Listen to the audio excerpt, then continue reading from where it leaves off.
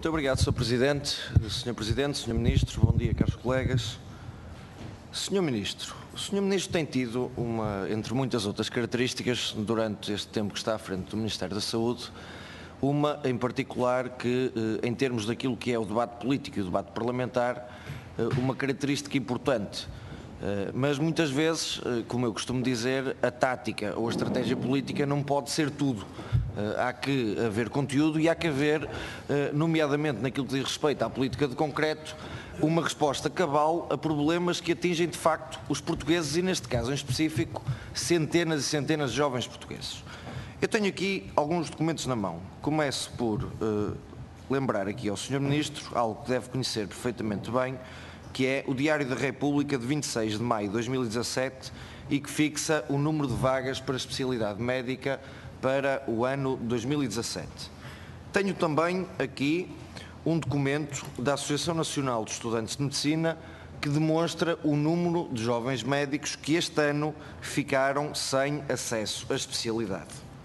Tenho uma notícia do Diário Notícias que é precisamente de 10/6 de 2017 e que demonstram que perto de 700 jovens este ano recém-formados ficarão sem acesso à especialidade médica.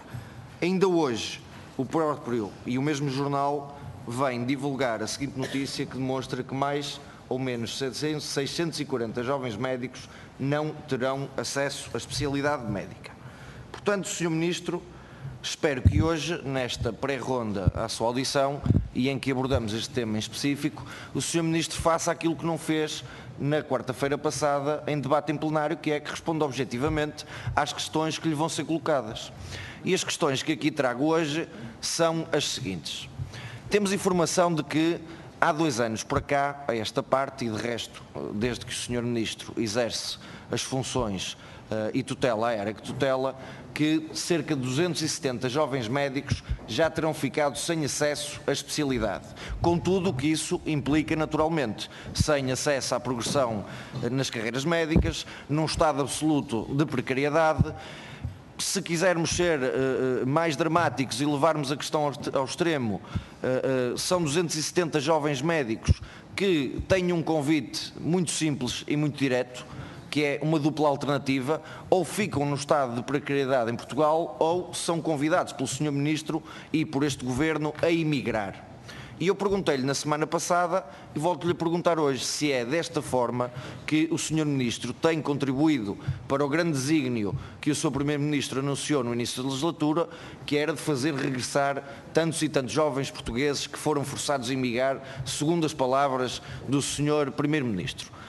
Mas se essa situação já não fosse grave por si só, e acresce que em 2017, segundo todos estes dados que aqui trouxe, existem cerca de 600 a 700 jovens que ficaram de fora do acesso à especialidade médica. Portanto, se somarmos este número de jovens aos 270 que já existiam desde que o Sr. é Ministro da Saúde, estamos a falar de perto de 1000 jovens portugueses sem acesso à especialidade. 1000 jovens votados a um estado de precariedade, 1000 jovens que não terão acesso à progressão na carreira médica e temo, Sr. Ministro, que isto terá impactos bastante negativos a médio prazo no próprio Serviço Nacional de Saúde. Portanto, Sr. Ministro, coloco-lhe 2 ou 3 questões muito objetivas. A primeira é perceber o seguinte: quantas foram as vagas definidas pelo Serviço Nacional de Saúde e quantas é que foram sob a sua responsabilidade e quantas é que foram aquelas que foram definidas pela Ordem dos Médicos?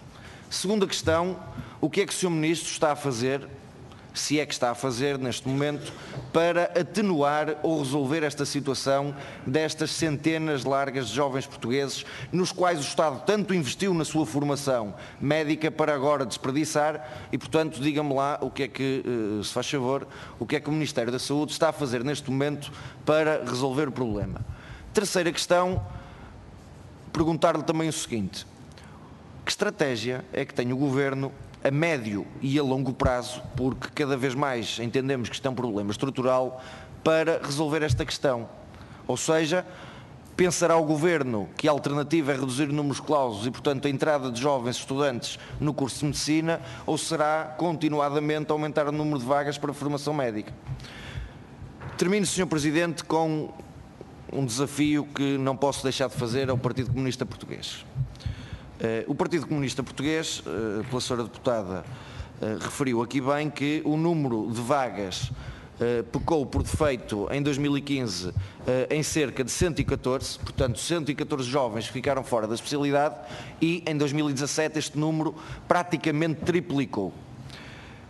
A Sra. Deputada referiu aqui que tem um receio de que muitos jovens médicos que se encontram nesta situação possam ser aproveitados pelas tenebrosas empresas dos privados, portanto, numa visão que caracteriza o PCP, não vou aqui discuti-la, respeito o posicionamento político do PCP. Mas lanço um desafio político objetivo ao PCP, que é, a Sra. Deputada referiu e bem também, algumas normas que foram inscritas no Orçamento de Estado e que visavam, sobretudo, uma salvaguarda dos interesses destes jovens. E eu pergunto à Sra. Deputada o seguinte: concluindo, o que é que está a ser feito para concluir, Sr. Presidente, pelo Governo para cumprir efetivamente o desígnio que a Sra. Deputada aqui falou? E último desafio, Sra. Deputada, para concluir, muito obrigado, Sr. é o Deputado. seguinte, Sr. Presidente, só este, que é, os mas senhores já... têm votado ao lado do Governo consecutivamente. No final da legislatura, diga-nos quantas foram as medidas do programa político do PCP. Tem de fazer perguntas ao Sr. Ministro, não é à Sra. Deputada. Obrigado, Sr. Presidente. As perguntas são ao Sr. Ministro, não são à Sra. Deputada.